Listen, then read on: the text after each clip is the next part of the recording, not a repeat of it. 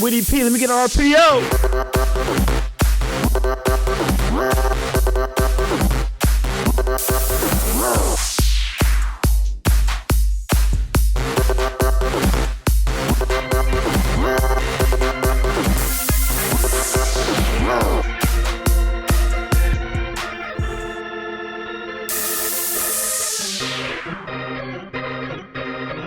SayDat, click, you know what it is. Hello. Welcome. Thank you for tuning in, man. We're sitting here just enjoying another Easter Sunday. Thanks God for this Sunday. And what you guys doing this Sunday, let us know in the comments. I'm sitting here with how can I say this? An OG, bigger than an OG, somebody who's have not just been through it, but also lived through it, also conquered through it. So that's like big when you make it through it though. Well, I'm sitting here with Rico, man. Everybody give a round of applause to Rico, man. That's right, y'all, man. It's Rico, man. Rico, little background on Rico. Rico has been living, he was born in Oklahoma, Tulsa, Oklahoma. You know, if you guys know your history about that, found his way to California, lived in Paris, lived in LA, lived in Riverside, all over, up and down Orange County, up and down the coast. Went through it, had his prison stints. We'll get into those later. Conquered those, came out, raised children, knowledgeable, lived through the 40s, the 50s, the 60s, the 70s, the 80s, not the 40s, the 60s, the 70s, the 80s, the 90s, and now we're in 2000 and we're in 2020. So let's get into it. So Tulsa, Oklahoma is known for something that's all black urbans need to know about, right? Like Black Wall Street. Black Wall Street. So Black Wall Street. Yes. I did a little study on Black Wall Street. It's nothing compared to what you might have seen as somebody that was born there. And I know you're very young, but you still have the memory of it. Well, so take us down a little bit of the memory lane of this Black Wall Street specifically, and what you can remember of it. I heard it was just a roll of beautiful businesses that you was able to come and have great service, and it was essential businesses. What do you remember about Black Wall Street? Well, actually, they tore down Black Wall Street. I'm a Roland. Yeah. In fact. Facts. Yeah, you was telling me before the interview that your bloodline, the Roland bloodline. Yeah, Dick Roland, the one that started the race ride. Okay. Dick Rollins. Everybody go Google that name. Yeah, we got Google. That was my great uncle. And I didn't get to meet him or his brother, which is my grandpa. He died in the hospital 2 days after I was born. So I didn't get to experience my grandfather or my great uncle. But I got a lot of oral history from my grandfather's wife, my grandmother, and my daddy. So, he knew a lot about it, and my grandmother did too. They told me what my grandpa told me and my great uncle. But it was behind a Caucasian lady that my great uncle was already messing with. And they just got caught messing around in the elevator. Yeah, that's what that was about. All this established over a white woman. You gotta register that. Like, there's a lot of stuff over history has been over a woman. Yeah, a lot of stuff over history. So Black Wall Street was actually, you can say that it was over a woman? Can we just say that? Can we say that it was over? Sir. Black Wall Street was destroyed by the white man because of a white woman. Yes, sir. And she probably liked this black man. She wasn't kidnapped. She wasn't, because in their eyes, they're like, a white woman, she's kidnapped by a black man. She don't know that. Well, a lot of people don't know. They're not educated about it. But in the end, my great uncle didn't get hung. They didn't prosecute him. He ran off with that same white woman. You heard, man, that's history. You guys hearing it first. That's why we sat down with you guys today, because we was getting the OG perspective with a youngin' perspective. I studied a lot, but I didn't live it. So back onto what we were saying about how you... Greenwood now. Okay, Yeah, Greenwood. When I got to experience Greenwood, I experienced it when I was a kid in the 60s. It was still prevalent, man. They had restaurants. So we're talking about the barbershops. 60s now, y'all. Imagine Yeah. the 60s now. Yeah. Tulsa, Oklahoma. Tulsa, Oklahoma in the 60s. Greenwood Avenue or Lane or Greenwood. Greenwood. Avenue. Yeah. The Gap Band, Greenwood, Archer, and Pound, that's how they got their name on them 3 streets right there. And it's some of the 3 major streets that they used to party on. But Greenwood, about time I got to experience Greenwood, I ended up, man, getting in some trouble, man, in my teen years here in California. And I had to go back to Oklahoma for a while. In the 70s. Actually, I caught a case, man, in 1978. That's perfect. That leads me into what I was wanting to get into you about Oklahoma to LA now. So you're in LA and now you're getting in trouble. Yeah. Now we're the trouble. 70s. We're talking about the 70s The now. 70s. You're a teenager. Yes, sir. There's not really guns, but there's guns. There's fist fights. Oh, it's a lot of crime. There's a lot of crime. Yes, You sir. know, the police is not as vengeful as they are now, not as persistent as they were then as they are now, you know. So we're talking about the 70s now, and he's a teenager. So you come to LA specifically, in LA? I was in Santa Ana. Santa actually, in Ana. Orange County, about 7 miles from the beach. And I ended up catching the case. I ran into an old man, he liked my mama. And he was in the PCP. Yeah, him and his son, they cooked water. That water, baby. Yeah. And I ended up catching a case, man, in high school.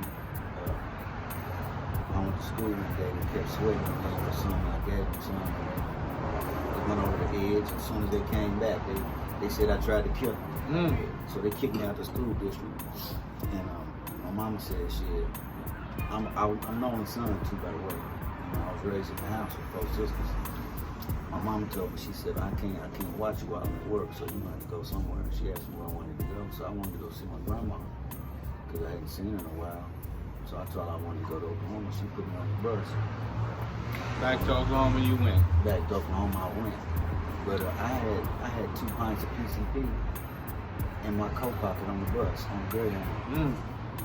As soon as I hit town, I hit Cowboy Corner, shit on Apache Street. And actually I seen my mother, my baby sister's daddy. Okay? The last man my mama had a baby by. And I seen him. I was walking down the street with my suitcases finna go to my grandma's house. And I told him I'd be back. I went to my grandma's house, she wasn't there. I knocked on the door, she wasn't there. I put my suitcases on the porch. I came back and I told Bo, and he said, okay, you gonna stay down here with me. So I stayed with him that weekend until my grandma came back. And I told him I had that water. And shit down there, they called it pimp stick. Yeah.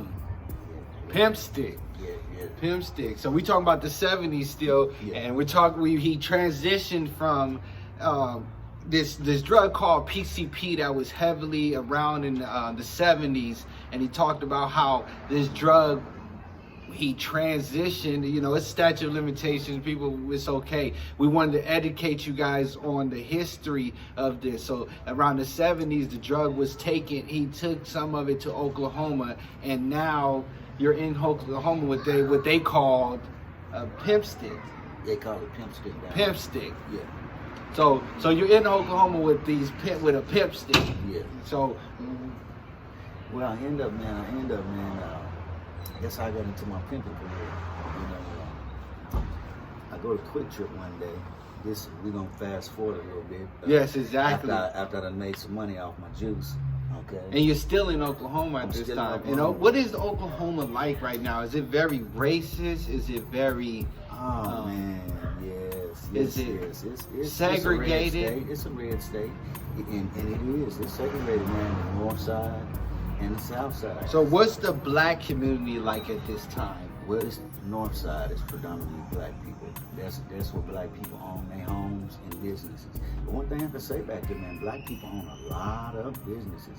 So Black Wall Street touched everybody in that community. In that So state. even though it died, it still lives It forever. still lives, homie. Yes, I hear you. You go down there, man, and I bet you over 50% of the black people in that city got their own business.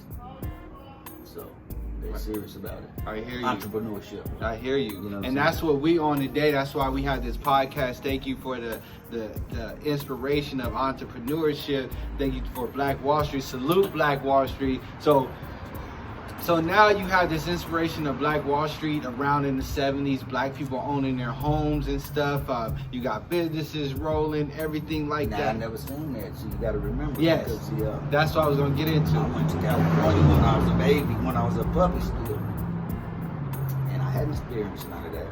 You know, I had been in California. People in LA wasn't owning their businesses. Oh, no, man. The atmosphere was different. It was very different. The crime was different. Crime was different. Yeah. Well, you know, the neighborhoods that I lived in there, you know, I never lived in a all-black neighborhood. I stayed in a neighborhood with Mexicans, Samoans, Tongans, you know what I'm saying? So, I grew up with these people. So Every day. when did you find your way back to California? Like, and Okay. what was it like when you came back a second time? Okay, when I came back a second time, okay, I told you I caught the case in '78, so I had to stay there about a year and a little change to get through that. So we're talking now. We jump into the 80s. Yes, sir. We talking about 1980, matter of fact. Exactly. Matter of fact, Rick James was getting down. Yeah. So the hottest Every artist time. at that time was Rick James. Rick James. 1980s, Rick James was the hottest artist. He was popping, man. Yeah. We had just came out of Confunction and Brass Construction and the Whispers and all that. But Rick James, he started popping. Okay. 80s. I came back to California in the 80s. Got bought me a '68 Riviera, all black. With some quarter-inch Uniroyals on it. With some Oh, geez, stock you know what he's chrome saying. Rivi rims on it. I hear you. It was clean. Clean. All the women want to walk up to it. They want to ride into it, ride in it. I hear you. Reminds you, it was a Riviera. And if anybody know what a '68 Riviera looked like, on the hubcap it had an R. I'm Rico Interesting. Rowland. Hey, what was You see that? the culture like now? In the 80s? The 80s. Let's jump from 80 to 85. You know, 88. What was the culture like? What drug was around? What business it was popping? What black leaders did we have? Like, Well, in 1980, man, you know, that was between the Ronald Reagan years. That was, he signed the law that really hurt black people to this day. well, I'm not sure who the president was between 80 and 85. And I take 1985 as a prevalent year for me. Because I had a Talk about it. sister that went to the penitentiary in 1985 that's still incarcerated now. Oh, that's deep. A black woman still incarcerated is 2020. Yeah, since 1985. But, I was born 88. That's over 34 years. yes, sir. Yeah. Hopefully she'll be coming home soon. What's her name? My name is Renetta. Renetta. Shout out Renetta if she watched this video. But yeah, my mama said she talked to her. She said she might be coming home. So. Anyway, yeah, and So 80s. 1985, something happened to you that was prevalent. You came over in the 80s, but 4 years, after being here for 4 years, you say your sister go to jail for a year in 85. Well, What started between that- changing? Yeah, what happened? Well, between that, I could say this. Okay, well, remember I told you I came back in the 80s. Well, when I came back in the 80s, PCP was still around. It was still the most prominent drug. Then in 82, man, I caught a case and I went to prison. Talk about it. Okay. First time in prison as a black man. Yes, sir. I went to prison, man, in 1982. And when I got out in 1984, my sister, man, my little sister, she told me, she said, brother, she said, it's a new thing. He came to town now. She said, "Ain't all about that. Why?" I said, "What is it?" She showed me some rods. And what we know as today as cocaine, heroin, It's crack. crack. Yeah. I mean, she showed it to me in the powder form, showed me how to cook it and everything.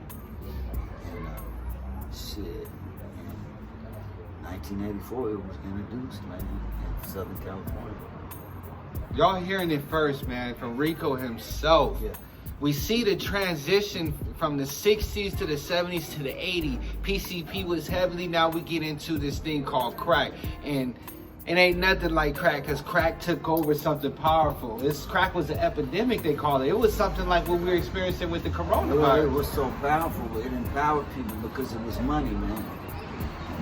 When the black man learned how to cook it up to wholesale it, you know, he took an ounce of cocaine, for instance, 28 grams, and made 56 hard. Okay, so he can triple up his money. So once he invented how to cook dope, and hey man, everybody started getting rich, man. I don't know who was bringing that dope over here so cheap, but they was getting it, man, for $10,000 a chicken, man. And it was traveling. It just started traveling. Riverside, you in LA, Riverside getting it, because that's what I wanted to lead into next. So you make your way to LA and you go to prison. You get out of prison. You are at blood by now. Are you gang banging at this moment? Well, Or is gangs prevalent? I don't want to just get personally in you. Well, see, my gang years had to go back. We had to skip back some more to the 70s. You know what I'm saying? Back when it first started happening in high school. Crips. Yeah, and this is something that I'll tell you to make you understand it. You will understand something about when they be talking about niggas flipping and flopping and shit. But when it first came out, man, it was just all about Crips. You know what I'm saying? Nobody didn't know nothing about no Bloods. You know what I'm saying? That's where I lived there. But you were claiming blood yourself at that time. So how was that? Well, this is what I'm telling you. I had to get to that. Everybody around me was Crips. You know what I'm saying? My cousins, most of the people in my neighborhood, and I was familiar with some Bloods. You know what I'm saying? I hadn't got put on yet. You know what I'm saying? And when I went to the penitentiary, I met up with him in the penitentiary and I got put on. You know what I'm saying?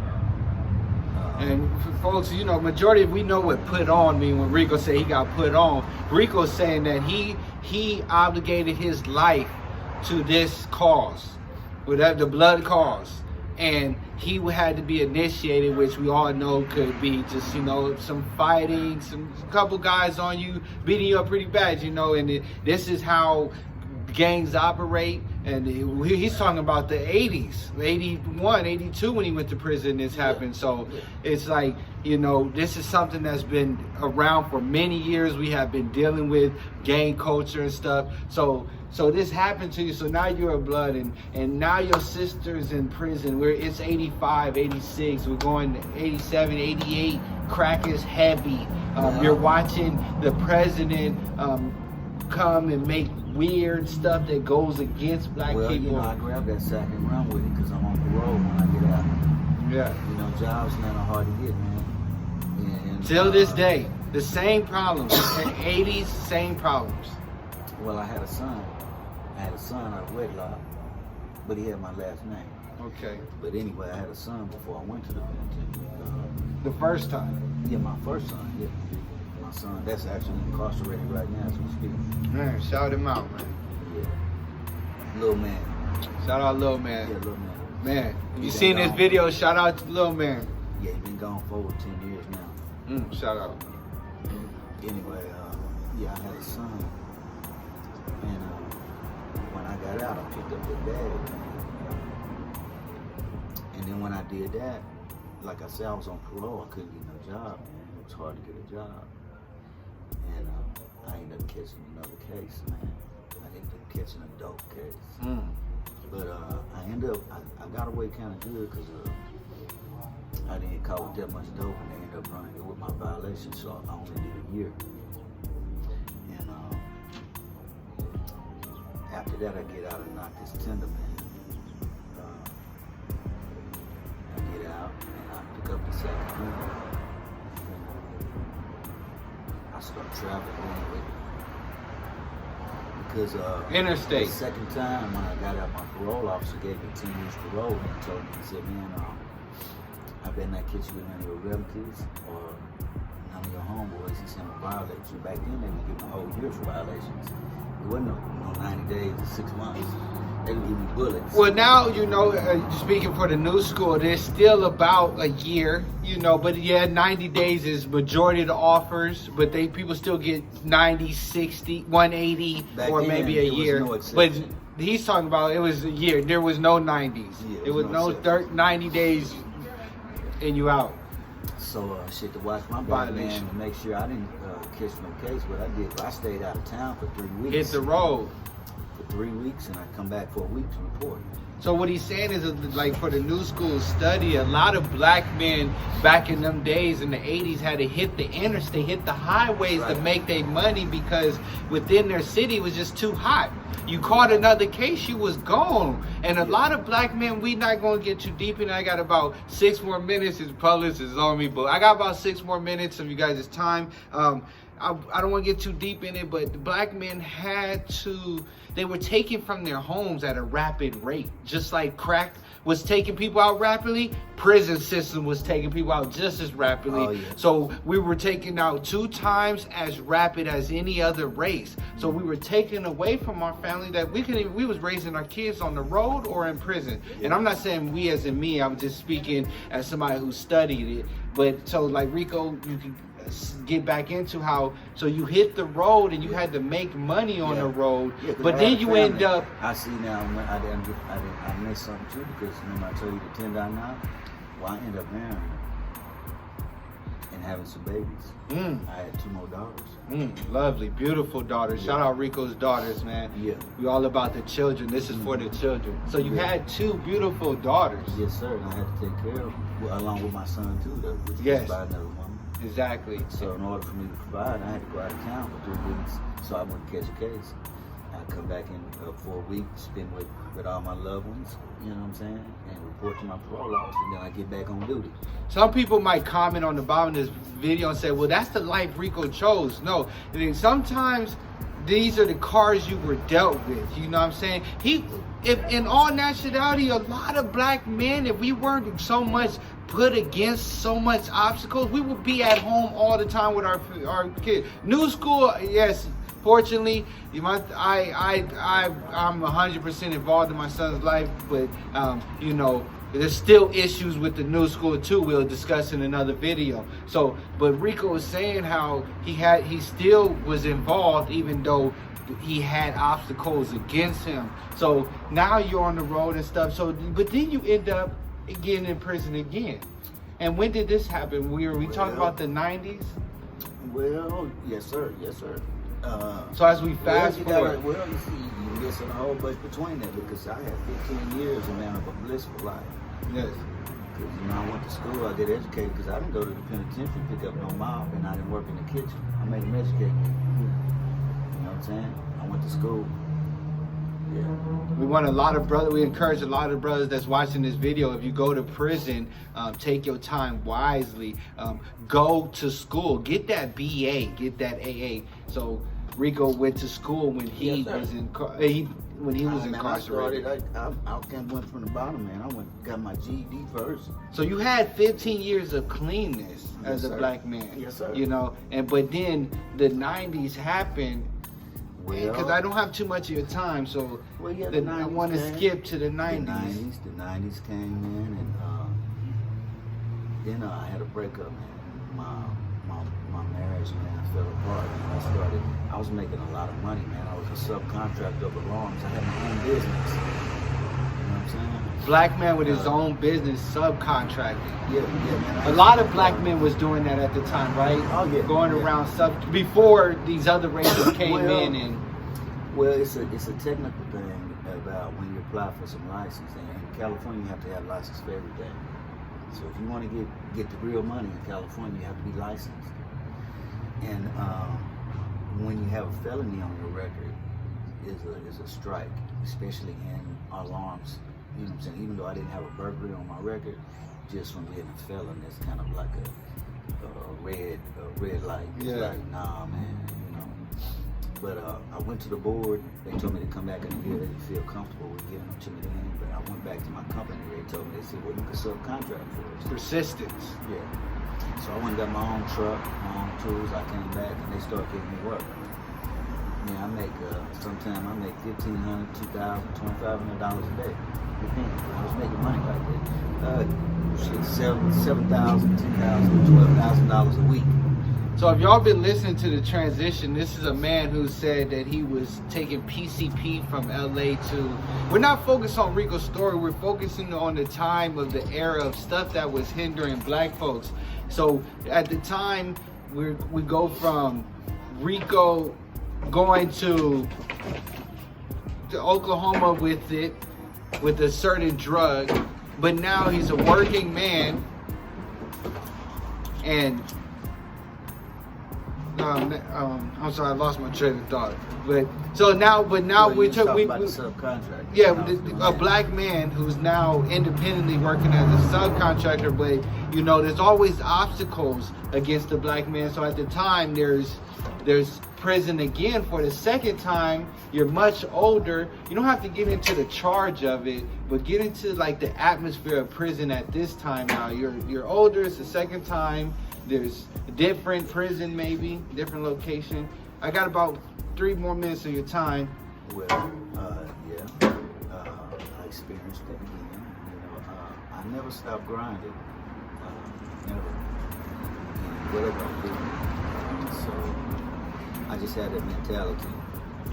My daddy, man, told me something when I was young.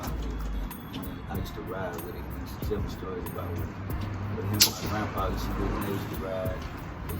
And he said, boy, he said, you always observe what I'm doing. He said, because you're going to be one of the persons that when you do learn how to get some money legally, you don't try to jump off a roof if you don't know how to get no money. You got to know how to get money, man, both ways. Legally and sometimes illegally. That's deep. Because it don't stop. Yeah, and it's not taught to us, you know. It's like, you know, there's no leaders around. There's no black leaders. So now he ends up in prison the second time. The atmosphere is different, you know. It's you have to come out and start over again. Yes, sir, I did that, man. And it's the 90s. Yes, sir. Well, then, you know, hey, man, I got another wife, homie. You know what I'm saying? I knocked another good one. Yeah. You know what I'm saying? And that's one thing about me too. I don't get women like me. Totally the opposite. Listen, this is game. Yes, sir. I tell every brother, man. I say, you know, when you find a woman that like the same thing you like, you gotta take out money. She's a cold person. But anyway, don't do that, brothers. So, you know, as we come to the conclusion of this video, I just wanted to you give the people, you know, speaking specifically to men, black men, however we want to break it down, just we kind of discussed the obstacles from the 60s to the 2000s of what has been keeping a black man hindering and stuff. We wanted to educate you guys a little bit on Black Wall Street at the beginning. You know, there's a run. We didn't get too deep on the Rich Rollin' 60 gang, but what kind of words of encouragement or what kind of message you want to leave with the people and the culture? By the way, all my nephews, son, they all 60s. They are. Yeah. So we're gonna do another video on the Yeah. Rich Rollin' 60s. We know how big it is, man. But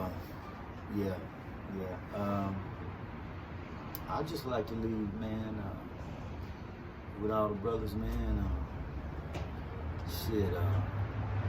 to get to where I'm at, man, to this point, man, I guess you gotta be a God friend, man. I don't care who your greater power is. You gotta believe in something, man, because all the holes and shit I've been in to get out, it gotta be somebody to help me get out them motherfuckers. I swear, man. Man, we hear you. Boy, I can remember being on the motherfucking concrete, man, for a whole week, nigga. Pissing and shitting in a hole on the floor. Just trying to survive. Yeah, eat juke balls. Don't nobody know what them is. They don't make them no more. I don't even know what a juke ball is. Yeah. It's the shit they feed you in jail. On the slide. Oh man. Yeah, it's vicious, man. Man. But anyway, Yes. shit, peace, man, love, man, take care of them kids, man. Shit, get money. You know what I'm saying? And take care of your queen. You know what I'm saying? Shit. I think I addressed most of the topics you're supposed to do with the children, your chips, and your queen.